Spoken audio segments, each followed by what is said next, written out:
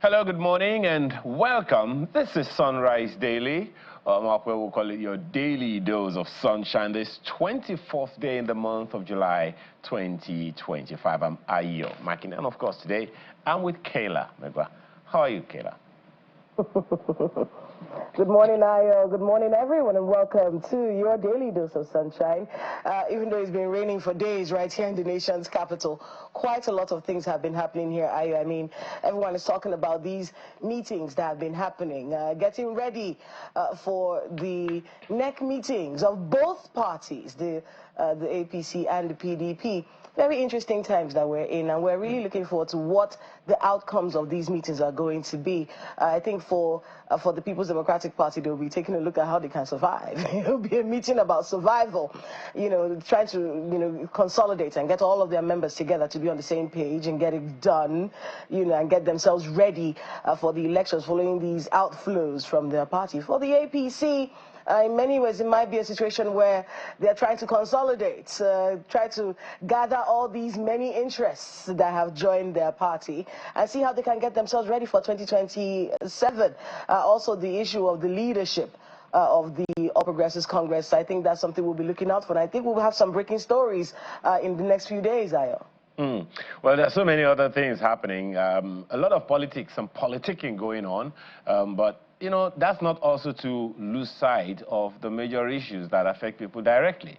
For instance, one of the things, Kayla, you remember that I've been talking about is, okay, so now that electricity has kind of been quote-unquote deregulated, and the states can now have their own electricity regulatory agencies, what's going to happen to the establishment, the national body?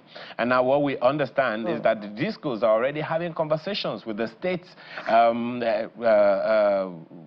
electricity regulatory organizations. That's having these tariff battles back and forth. I knew that was going to happen. I'm just wondering when, and that conversation has to be had, of course.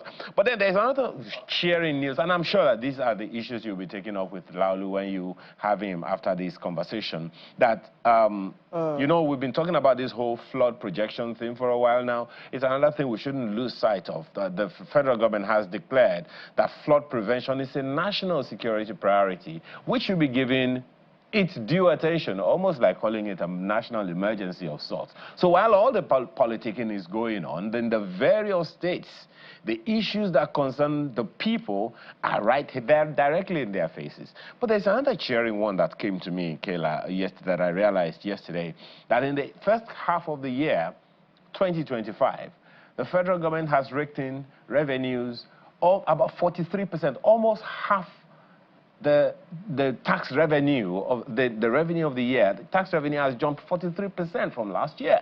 Now, to me, that is cheering news. Question is, what are we doing with it? Especially at a time where we are hearing all kinds of issues about taxes or no taxes. Let me not jump ahead of myself, Kayla. Take on the next segment with Laulu. I mean, it's a very dicey one where we move from politics to governance and focusing on what governance means. Absolutely. And the people for whom these people are in power for. One of the most important messages, I think, Ayo, that we've been trying to get people in power to understand is that you are a servant. You're not a ruler. And your job really is people. And how do you make yourself, how do you create a legacy for yourself where you are able to change the lives of the people that you have been called to serve? And one part of the country that has been dealing with the issue of governance is northern Nigeria. When we look at the figures, it's not very encouraging. It doesn't look like a lot has been done to improve the lives of the people. Sure, there are people who have been pulled out of poverty, yes, so a lot of investment programs have been done over the years, but what is happening to governance in northern Nigeria? And that is our first conversation this morning. We have here in the Abuja studios with us Usman Bugaje, who's a member of the Arewa Consultative Forum and former presidential advisor. Thank you so much for being with us this morning. Good morning. Pleasure. Yeah, I mean, I read it's a long article, but I read some of it, and indicative of the issues of governance in northern Nigeria. Let's get you to summarize what you think the issues are when it comes to human capital development in northern Nigeria. Thank you very much. But let me also start by saying the whole country is actually enmeshed in this problem. It's the difference between the North and the South is a matter of degree, because it's the same political culture wherever you go. So, yes, the North is worse off for a number of reasons. A lot of it, if you reduce everything to what it is, it comes to leadership. It's poor leadership. And why is this leadership poor? Because the leadership is very poor education. It has a very poor character. It operates in a very poor political culture. Let me start with the political culture. You look at the life of a governor. If you study him like for 1 week, see his activities, what does he do? How does he spend his time? What does he deliver? He comes out in the, to his office, for those who go to office, and they have a whole, a large crowd following them. They get into the office, there is another larger crowd waiting for them. Most of the people who are there are not there because there is a problem of governance. They are there to solve their personal problems. Somebody cannot send his child to school, he cannot feed, he wants to get a particular position. And these are the kind of things that, cluster or, choke, the governance system. The actual problem where, the normal process where a governor or head of state or president or whoever comes in the office, he gets a briefing from the critical sectors. His chief of staff will brief him on this and this and that, and then maybe Commissioner of Police for the state. Yeah, the security, usually they have, their own hierarchy, they will come in, so that he starts the day knowing exactly where things are. And then his private secretary will now bring in the files and the issues that are pending, that are, if you like, urgent, and then he starts treating them. Maybe he attends 1 or 2 meetings and this, but these things don't happen. Because like I said, the culture, the political culture itself. And if I should say a little more, because this is important, we understand why things are not working. The culture, the political culture, is contingent on 2 major things, money and violence. This is how they come to those offices, by use of money, by use of violence. And therefore the people around them are people who are looking for money, people who are good in unleashing violence. And because of that, they cannot prioritize those kind of issues of society. When I spoke about poor character, politics in Nigeria and in many other societies today is the only profession where you can get to the highest office without any qualification. And there is no training. No training is built in within those, if you become a governor by whatever chance, nobody sort of sits you down and say, look, you have to learn how to do this and how to do that. If you care, you might be able to access the training that you want, you can arrange. But there is no particular system that ensures that the governor is trained to understand economics, to understand development, to understand education, or the use of the role of human capital development, to understand these issues. So for him, when you come, he may not even know the number of out-of-school children in his own state. If he does, it may not be his priority, because he doesn't have the vision to see that without developing human capital, the society is actually choking, is actually dying. If you do not develop the human mind, you are basically saying that this society will continue to dwindle, and it will continue until it dies. The first point I made is poor education. Yes. Again, most of the people who come into offices, political offices, have very poor education. They may have certificates, they may have degrees, but they have not quite studied enough to understand power, because they are going to have power in their hands, and they don't understand power. It's very important that people understand power. Power has, at least popularly now, or within academic circles, there are 3 types of power. And each has a role that it plays. There is the hard power, which is coercive, which is generally crude power, where you use the coercive instrument of state. And this is the one that we apply in this country. Yeah. This is the one that we are more familiar with. But that is outdated. That is what is called soft power. Soft power, rather than coercing you, it co-opts you. Because soft power is built on empathy, and it seeks to persuade. Make you a part of what we're doing. Yeah, exactly. This is why I say it co-opts you instead of coercing you. It persuades you. It inspires you. It makes you feel part of it. And so you become a stakeholder. And then you begin to protect those goals, those objectives, those things, that power is designed to do. And this is almost completely missing. Why? Because you have heard sometimes, a few days back or a few months back, a minister sealing off a place where opposition is going to meet, right? I mean, this is use of crude power.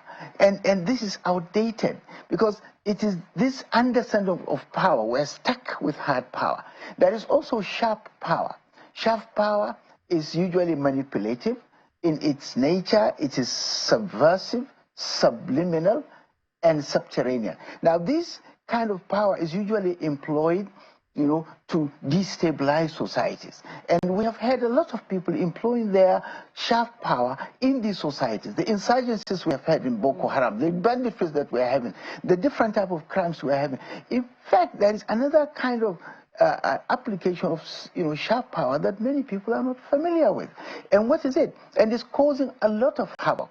A lot of trash is brought into our own society. There is something they call ice fish, right? Yes. They use formalin. I'm a pharmacist, by the way. Okay. They use formalin to preserve it. Just, you use formalin to preserve dead bodies, right? And that is very dangerous. We have got this indomine, which has spread. It has monosodium glutamate. This is a very dangerous substance. Many countries have banned it. And so this is causing a lot of damage. And the people in authority, because they have not been educated, they may have collected certificates somewhere by whatever means, but they are not connected with what is happening in their own society in a very intelligible manner where they can measure, they can understand, they can take the necessary policies. So they just go about their business while the ordinary people for whom, ostensibly they are in office, they are dying. Well, I mean, NAFDAC has a lot of this information. I was just going to get there. When we look at governance and politics, it's a very thin line that as a leader, you have to be able to understand that you don't spend all of your time doing politics and forget about the governance part of things. I think one of the most disappointing things I've ever heard from a government official was when he said categorically, Kayla, education takes 10 years to see the results. I'm only in office for at most 8 years. Yeah. I need to cut as many ribbons as possible. I need to be able to consolidate on my base, grow my political base. If I focus on education, if I focus on healthcare, these are things that take time. It's the long haul. Kayla, this is the point I'm making. So as a politician, in your view, how do you balance out? No, this is being the politician that can have a political career and then trying to focus on governance issues that may take longer than the time you have in office. Now, this is the problem of education. These politicians, a lot of them are not properly educated. If they were, they would have known that what is required for them is society is a building block, right? When you have a period of 8 years, you are supposed to do as much as you can along that plan. As much as you can. Yeah, as much as you can. And you will be measured by the contribution you have made in that direction. Now, I've worked with a few governors, meaning I've advised a few governors. One of the first things that a governor, or even a local government chairman, or anybody who is an executive officer, does when he comes to office is to take the baseline data. Meaning, where are we? Where are we? Right? In terms of literacy, in terms of education, in terms of healthcare, in terms of jobs, availability and employment, in terms of the critical things, that bother society, insecurity, for example, food, security, for example, medical supplies. So when you know where you are, then you know your budget, or you have an idea of what you are likely to get. Then you now project, okay, in the next 4 years, for example, that I'm going to be in office, I want to reduce the out-of-school children by 25%. How do I do that? I need to build more classrooms. I need to, design, for example, certain like nomadic education, yes, like even going to the motor parks, creating a class, educating the drivers. I mean, there are so many ways to address this issue. One of the things that you wrote in your article was about the northern crisis demanding urgent leadership, and I think there's a lot of things that you've been speaking to right here, right now. But I want to be able to talk about politics before my colleague in Lagos will get a few questions in. The 2027 politics and the coalition. Just your thoughts. Because it feels like I'm seeing something I've seen before, but it looks like it's on a bigger scale. But we've seen this before. You see, you've been in government long enough to see this so many times. What are your thoughts on this coalition and the positioning for 2027? My worry is that the whole bunch of politicians that we have, whether they are in APC, PDP, or coalition, they don't seem to me to appreciate the future. Their focus is always election, power, appointment, amassing wealth, living the spokesperson for the life. Said this is not true. But yesterday, it's true. he said categorically, he said, look, this is not about power. This is about making our country better. But these are rhetorics, Kayla. So you don't believe the ADC? No. The issue is that the rhetorics, we have had, we want to see it on the ground. What is there to let me, for example, some of the people in the ADC are the same people who have stolen large amounts of money in the last administration. They're in the EFCC paying back, right? So how do you explain their presence there? What are they doing? What role are they going to play? I worry if they ever get to power, these are the same people who will get into the same position and steal more money, destroy this country, destroy its future. So my point is that, look, if the ADC or the coalition wants to create some hope, let us see the team. Let us see their appreciation of the issues. There are no discussions on the future of this country. All the discussions, what political party are we going to use? What combination of people, some kind of X and Y, Z and A and B and C, and so that we can get the votes, right? They assume. What do we do? They assume that the votes. How do we get more numbers? They assume that the votes are static. They assume the votes are static. And therefore they want to say, okay, this person has gotten this vote, this person, so if we brought this to him, we are going to get this number of votes, and okay, fine. But the point is, what are you going to do with the power when you acquire it? Can't you engage with the issues?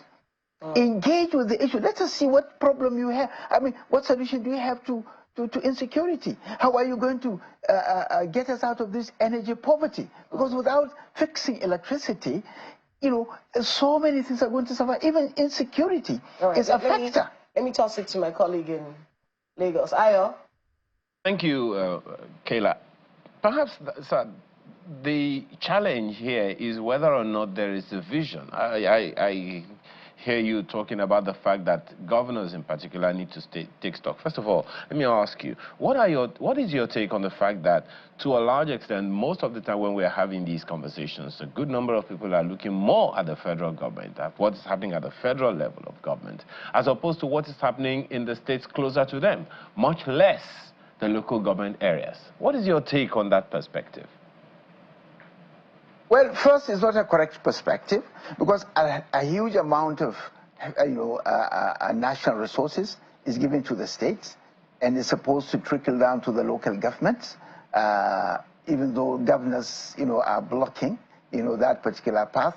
But certainly we need to focus on the states, because they are also executive, they are a tier of government, they have a responsibility clearly cut out for them, and therefore we should be able to focus our mind. But perhaps why some people also focus on the federal government, because the federal government seems to be affecting what is happening in the states in ways that the laws of the country do not allow. Look at the intervention of the president in the case of Rivers.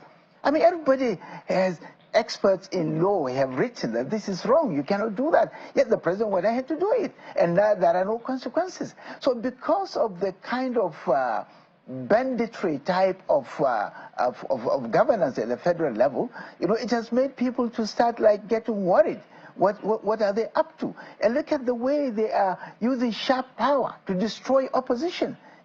Bringing in somebody who is not party, giving him all the resources available, to go and destroy a party. These kind of things do not, create anything positive. Because what they do, and if you permit me just 1 minute to make this very important point, is that they destroy trust. And you see, modern governance is, predicated on trust. Once you lose this trust, this is why people will never pay their taxes except if it becomes absolutely necessary. They will not do the right thing even when they have the opportunity to do so. They will not cooperate with government, no matter what, because they don't trust it. And it is this issue of trust that is creating.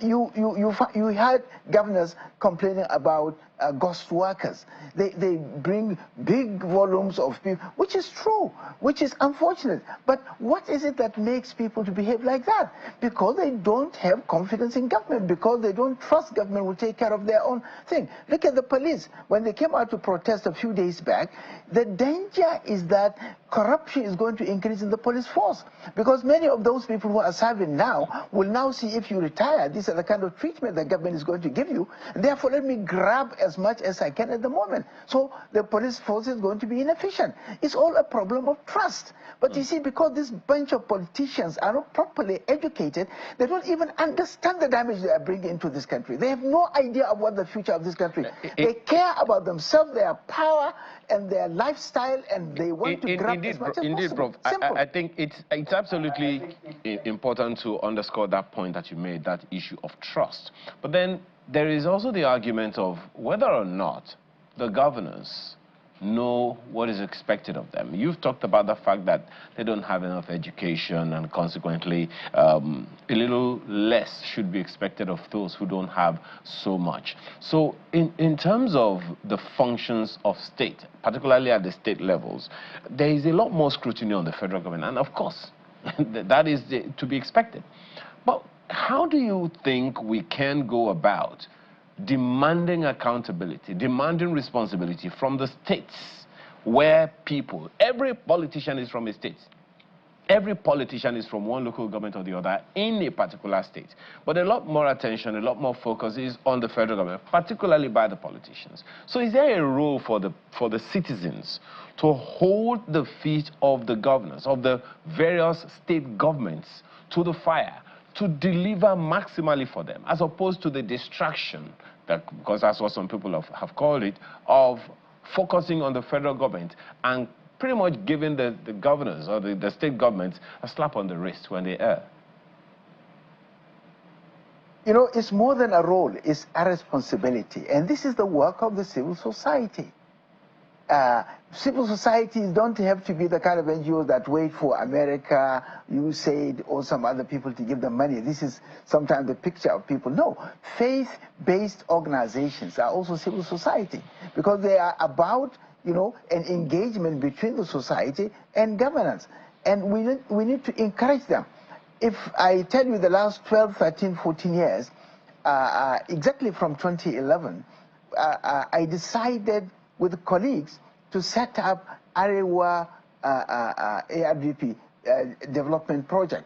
Now that research and development project was meant to do exactly that. And what did we do? We took some kind of baseline, and then we developed, after like 2 years with conferences, meetings, consultations, a development agenda. We called it Strategic Development Agenda for the North. And the acronym was STAND. That STAND document, which was initially about 300 pages, we later on reduced it after 3-year review to about 200 pages, has basically all that you require as a governor. If you come to office, you have no idea of what to do, that document will tell you exactly where where to go in economic development, in human capital development, in governance and security, in so many other things. And it has been broken down in very simple terms. And we engage our colleagues in the United States, in Philippines, in UK, in South Africa, just to make sure that we have got all the best practices. But that document was not even read by these governors. We engage them severally. They don't even read. Okay, this is not to say that we should stop, but this is one effort that we have pushed. And we engage the governors quite okay, but I can assure you, when you engage them, I mean, the attention span that they have is very short. And they don't seem to, they see us as academics, just finesse. We talk about this, and they are the politicians. They know how to deceive and manipulate people and get the votes by whatever means, and carry themselves high and all this protocol. But they do not see that that has no meaning if you cannot deliver on the ground. And the one other thing also that makes it easy for them to escape is because the civil societies that we have not developed a proper metrics for governance. For example, you find people being praised for doing this, for doing that. How much money have you gotten? How much of it have you used? How many problems have you solved? There are basic ways of M&E, monitoring and evaluation, that will allow you to know. So again, it is something that the elite now have to lead. And I have always spoken about the fact that there has to be an elite consensus in this country as to where do we want this country to be in the next 10 or 25 years. And I think that is important, particularly for northern Nigeria, if you can hear me. I think that's a very, yes, I think that's a very important element, particularly for the northern elite, because the good number of research materials, thankfully you're a researcher, that point to the fact that the source of all of the insecurity, particularly in the north, is rooted in poverty. And if we can solve the problem of poverty through these economic developments, economic activities that you're talking about, a whole load of poverty is taken care of and a whole load of insecurity is taken care of. But there is also the place of vision. I'm glad to hear about this document, and I really wish everyone in Nigeria can be able to see those documents and compare whoever is going to be governor in any northern state. Yeah, an electronic copy. To be able to look at it. We'll be glad to have it. One of the things that I want to ask about that, I remember that such a similar document was prepared, I think, by Awolowo before he died. And the stories have it that it's one of the documents that the former governor of Lagos State, who is now president, was given, that he used as part of documents, instruments to catalyze what became the 25-year plan of Lagos State at the time. Now, I said that to say that it is difficult to plan a 25-year agenda in 4 years. Today it is this party. Tomorrow it could be another party. This development idea or agenda that you have proposed is not limited to just 4 years. It has to be long-term. Now, is there a place in that program that says that these are the things that can be achieved in every 4 years, and that irrespective of which party comes in next, that program will be continued? That's usually the challenge in our development agenda, isn't it? Some of us who made that stand document were not in any particular party, right? We brought in experts from different parts, of the North to sit down and do that. So it's not a political document. It's a document that everybody can own and use.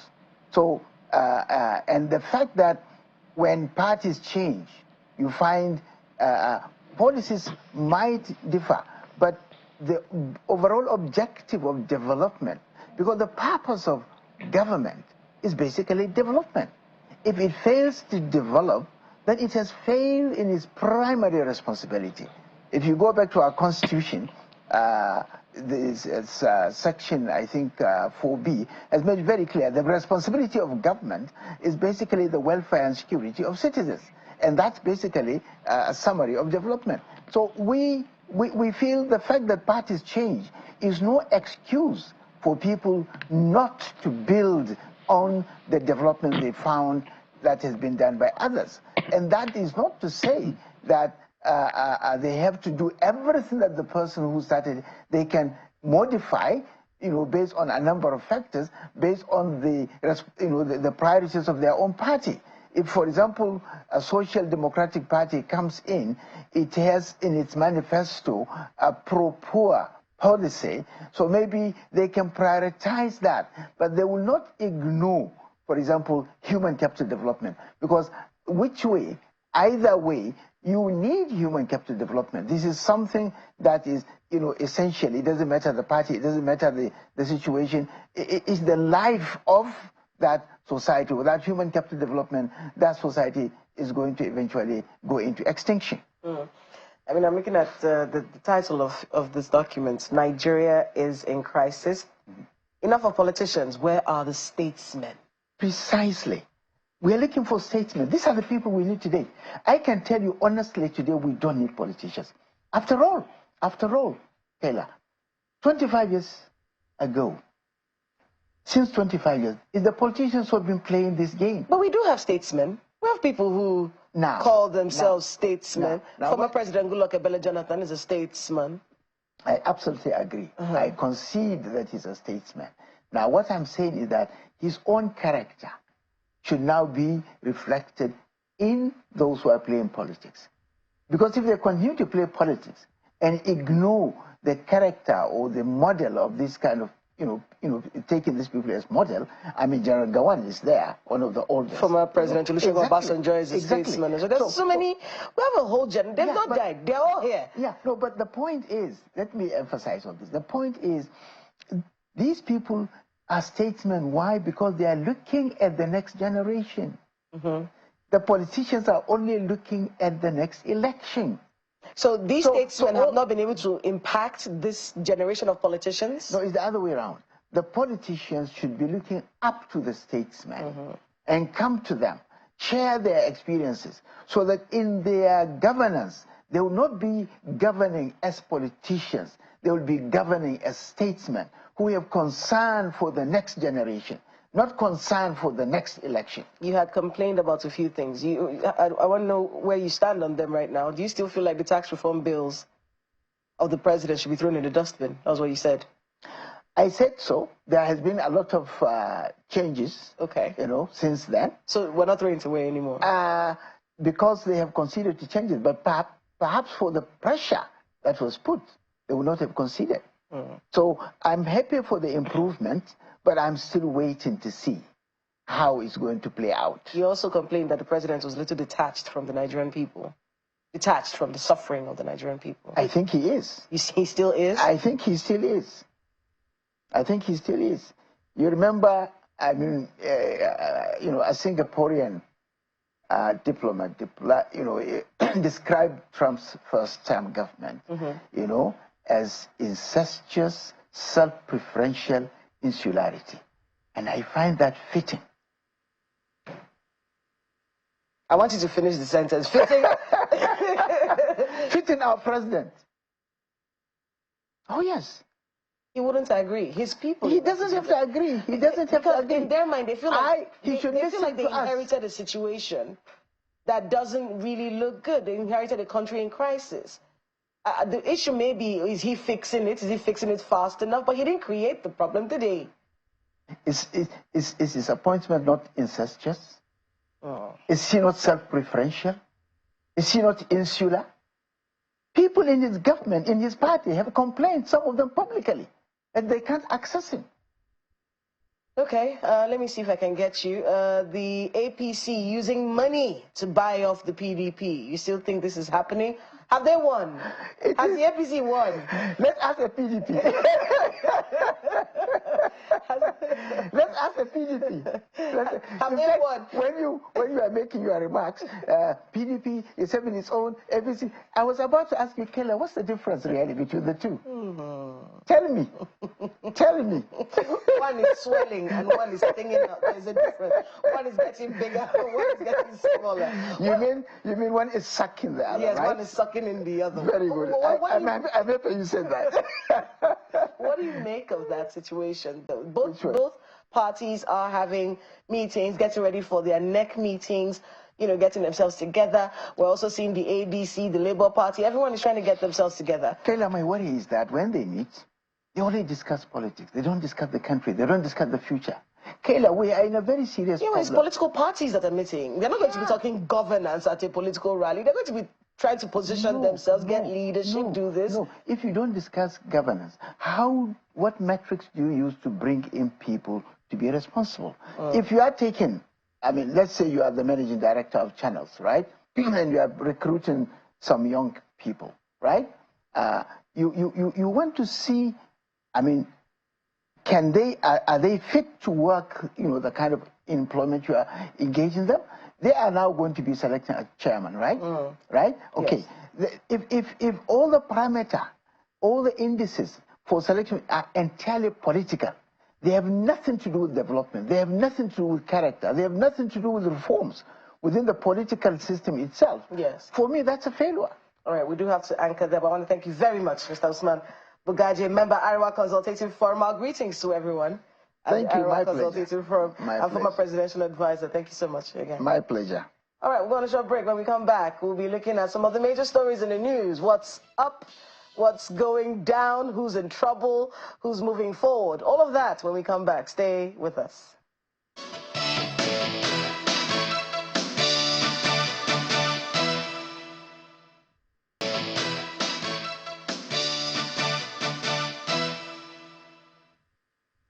Welcome back. We're tracking current events with Mr. Laulu Akande, former presidential aide and host of Inside Sources. Good morning, Kayla. Good to see you again. Good to see you again. All right, let's start off with the APC. Okay. Yes. Well, I don't know if it was planned. Where the PDP are getting ready for NEC, APC is getting ready for NEC. What do you make of this? The newspaper headlines today are rife with conjecture. They're rife with ideas of who they think the national chairman. Look at the blueprint. Is saying that Almakura, Gemade in line for the party's job. The Daily Trust had a different headline. Nentawe tipped to be chair of the APC. You know, so it's all over the place. Right. So what do you think is going to happen today? Well, honestly, I think that I think it is reasonable to expect that there will be a new chairman. Today. You think so? I think it's reasonable to expect that. And then, of course, you know, there was a meeting last night at the Villa, the president meeting with the governors of APC. I imagine trying to sort out what it is that he wants to do with the NEC today. I also know that normally before the National Executive Committee meeting, particularly that of APC that I witnessed where we were there, there's normally a caucus. There's normally a national caucus meeting that is held before the NEC.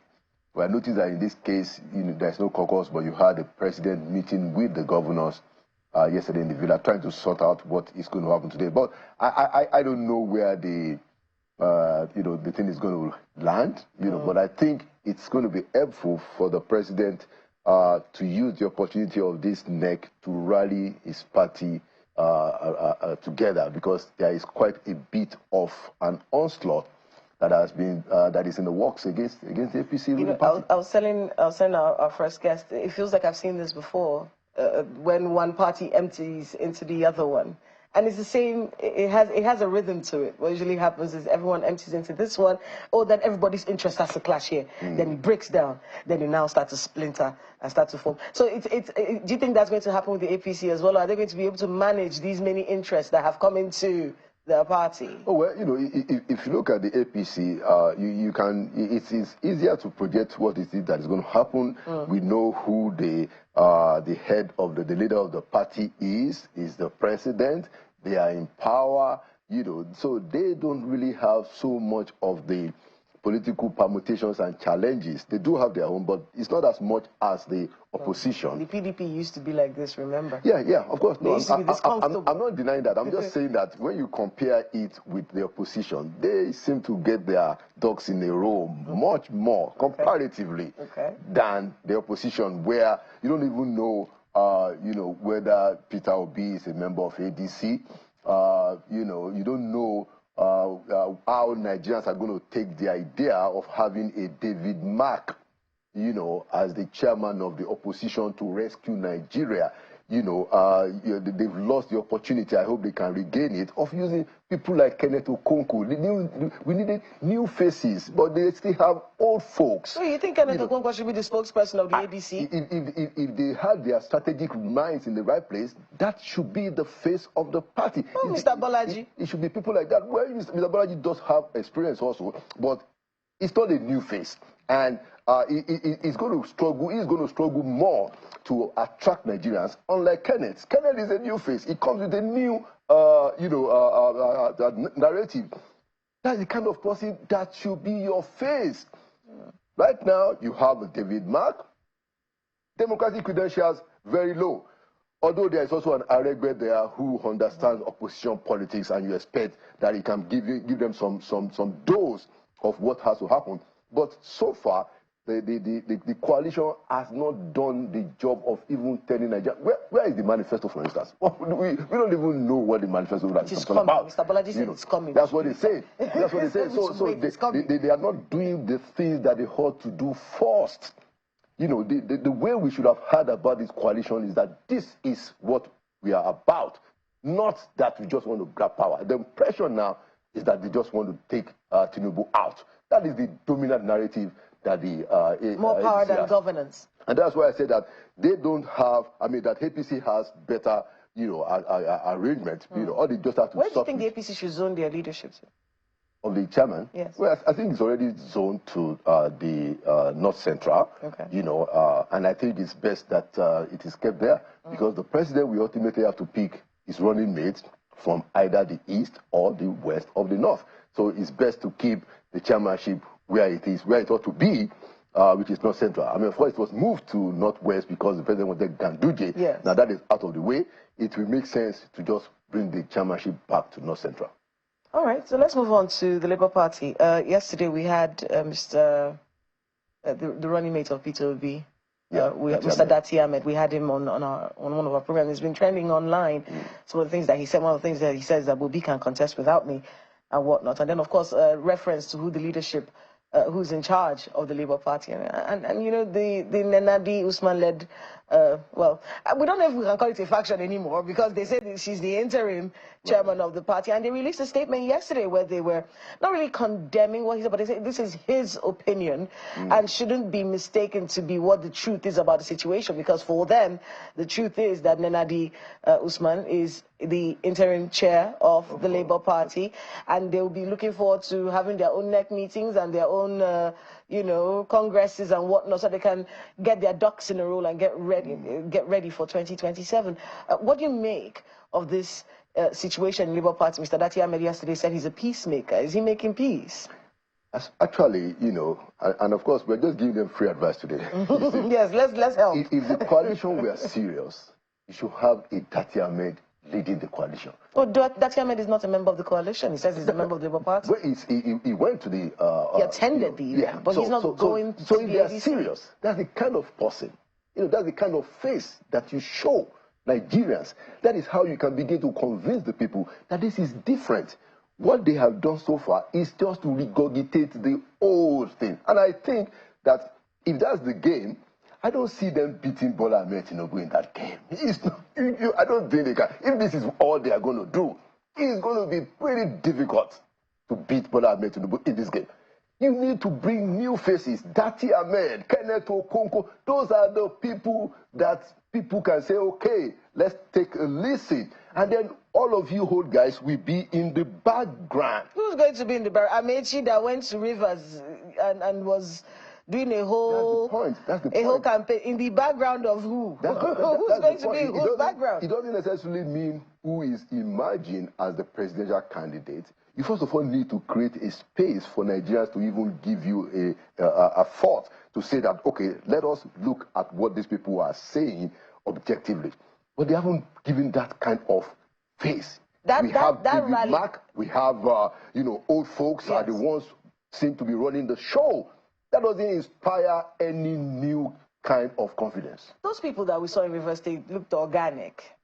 I look very happy to see Mr. Rotimi Amaechi, and it means he still has his base. It's Mr. Amaechi himself and Alhaji Atiku Abubakar were the ones who told us right here in Abuja about a month ago how it is that those crowds are purchased. So you know, I mean, some of this stuff, people already know what it is. And part of our own job as objective analysis is that we need to reduce the gullibility of Nigerian people. You don't think this was an organic crowd? You think it was a purchase crowd? I don't know whether it's purchased or not, but I'm saying that Amaechi himself and Atiku, they have told us how it is that they buy these crowds. In fact, he said something at that event where he said, we know how to write numbers for election. Well, yeah, you know, that was so shocking to hear. Because even though we have ideas that these things happen, to come out and actually say that that's what's been going on, did you benefit from that, Mr. Rotimi Amaechi? And can you speak up against it if you were a beneficiary? Who were the people who were doing it? Can we call them and get them to be arrested and get justice to be served? Is that something he can do? Exactly. So you just made the point that I'm saying that, look, this is not new. This coalition politics is not, it's just the old thing. You know, I would be surprised if Nigerians will be taken in by this seeming shenanigans. Again, we need something fresh than this. If we are going to go against what it is, what today is the establishment, the characters that we are seeing in the forefront, they are not the ones that can get the job done. Because Nigerians are not going to be inspired by the same old politics of personal aggrandizement. That is what it seems today. And that's why you have to give kudos to somebody like Omoyele Sowore, who is actually trying to say that, look, we can do these things differently. And I wish someone like him, we have some base, you know, really grassroots support, you know, but it's not happening because we haven't really gotten to that point when we can get the critical mass of the silent majority. Nigerians need to get involved, step up their game if there is going to be a change. If these are the characters that we are dealing with, then, you know, we prepare for the long haul of the same hole. Back to Dati Ahmed. He says, Obi can contest without me. I want to get the response here from the Labour Party, Mr. Ken Eluma Asogwa. He's a senior special advisor media to the interim national chairman of Labour Party, Senator Nenadi Usman, and I want to be able to see what they said. While the party respects the rights of Dr.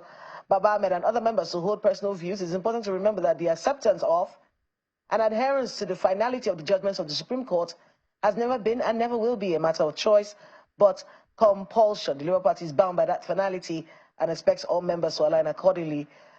We acknowledge Dr. Baba Ahmed's stated intention to foster reconciliation within the party that in itself is commendable. However, such efforts must be rooted in truth, guided by the respect for the rule of law, and anchored on the existing legal realities. Is the Labour Party going to be able to get themselves together? I think so. I mean, the move that Mr. Dati Ahmed made is quite very commendable.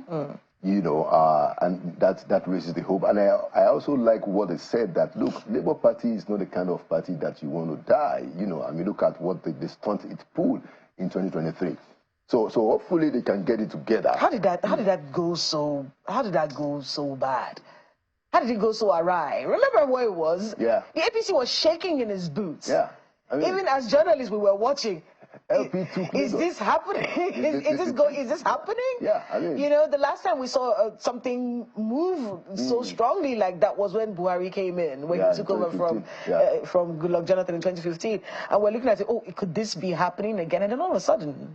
Yeah, you know. Can they get that back? Is it gone? Where? Because I think Mr. Peter Obi still has the obedience behind him. Yeah. But then there are other factors now, aren't there? Well, you know, like I said, what Dati Ahmed has started to do is very commendable if they can sort out, you know, their differences. And I think it's something, you know, I don't see any compelling reason why they can't, you know. But the real point that we shouldn't miss out. Oh, sorry, I don't want us to lose that point. The fact that he actually attended the meeting that was convened by the former national chairman of the party, at least that's how he's been referred to. That's Barrister Julius Abure, and you know, he was alleged to have referred to Barrister Bure as the substantive national chairman of the party. So that's where the issue is. So even though he's doing reconciliation, there's still that issue of who's the actual national chairman of that party, and is he right in calling Barrister Bure the substantive national chairman of the party? That's where the issue is, because in Nenadi, Usman, part of the Labour Party, say, look, that's not correct. Well, you know, I think he said that he's trying to be a peacemaker. Is he being a peacemaker by doing this? I think what the totality of his move is trying to make peace, and if they can find a way to tidy up their differences, I think they have a better chance of really leading a reasonable opposition, because that's what we are interested in. Look, we're not interested in all these pranks that politicians play anymore. It's not going to go anywhere. Now, the bad news is that most Nigerians today, there's a lot of dissent. People don't like where the country is. Now, some of it because of the tough decisions that this president has taken, which many of us agree has to be taken, you know, but because you don't find a lot of succor, you know, we don't seem to see a lot of anti-poverty measures. We don't seem to see a lot of fighting against corruption. You know, you don't see people, the poor people being taken care of. Okay, so there is a disconnect. And while the APC is meeting today, what they ought to do is also to say, okay, look, there are still 2 more years. We can fix this. If they don't, the opposition has to also get its act in order. Speaking and the way for them to get their act in order is to do things in a new way. Speaking of the opposition, let's see if we can close on this one, the People's Democratic Party. So while they have all these meetings, the next meeting, they're getting ready for all the things that are going to happen, typical political party gatherings. One question that's been at the back of the minds of many Nigerians is this party serious? You are addressing people who are doing anti-party activity, but there's no actual discipline. Yeah. There's no disciplinary measure being taken. You also have a situation where you have people in your party who are working for another party. Yeah. Nothing, no discipline from there. How do you want people to trust you? How do you want people to believe that you're a party that can ensure that if I was a politician, for instance, how can you ensure that my political career is protected? If there are people that can be doing all kinds of things and there's no discipline for them, how do I know that I can survive in this party? What happens to my career here? What do you make of that? And all these statements that we hear Mr. Damagun saying, we hear all of them, but we've heard them before. Yeah. No actual action afterwards. Yeah, the truth of the matter is that the combination of what Atiku Abubakar did in 2023, running against the grain of rotational presidency, putting himself up as a northerner, you know, compelling, you know, winning, yeah, and then refusing to do what he ought to do by shifting the chairmanship to the south after he had emerged. The combination of that and, you know, the combination of what Mr. Nyesom Wike did in response to what happened, you know, I think both of them, between Wike and Atiku, they must be responsible for the death of PDP. And so all these things that Damago is talking about is just, you know, those are just narratives of burial. They are narrative of the funeral of PDP. We must take the responsibility to Atiku and Wike. They combine to kill PDP. That's what it is. Well, I want to thank you very much for being with us on the program. I mean, it's a good place to anchor. It's Mr. Laolu Akande, former presidential aide and host of Inside Sources. Thank you so much again. Thank you so much. Well, that's Sunrise Daily this morning. Thank you all so much for making us a part of your morning and being a part of the conversations that we have here. We will take our time to start getting your messages together and start reading out those messages. We'll do that. We'll work towards that. But have a great, great day ahead. I'm Kayla Megwa. Business Morning is on the hour. Have a wonderful rest of your day. I'm Ayo Makinde.